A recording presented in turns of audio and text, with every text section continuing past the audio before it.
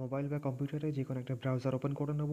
Browser open করার পর সার্চে লিখব জিমেইল, লিখে এন্টার করব। এখানে এসে দেখব প্রথম অপশানটি জিমেইল গুগল, এই অপশানটাতে ক্লিক করব।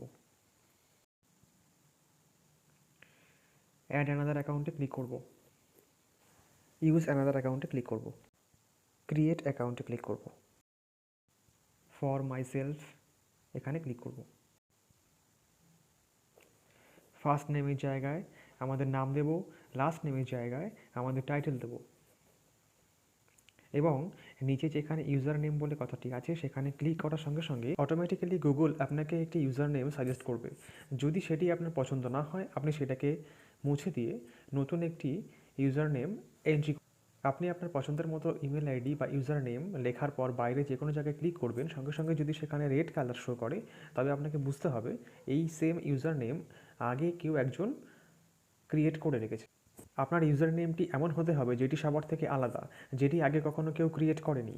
সো এখন আপনাকে করতে হবে কি, আপনার ইউজার নেমে গিয়ে যে কোনো একটি ডিজিট বা একটা ক্যারেক্টার আপনাকে চেঞ্জ করতে হবে, অথবা ডট বা আন্ডারস্কোর দিয়ে আপনাকে ওটা বাকিদের থেকে আলাদা করার ট্রাই করতে হবে।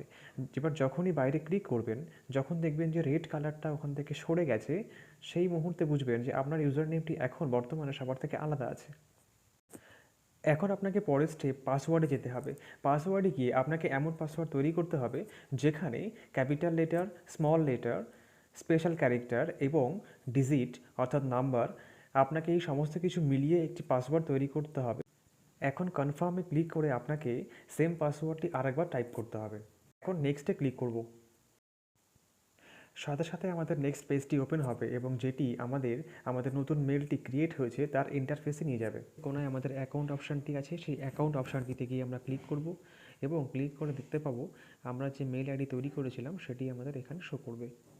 এই মেল আইডিটি আপনি লিখে রাখবেন কোনো জায়গায় এবং পাসওয়ার্ডটি আপনি মনে রাখবেন।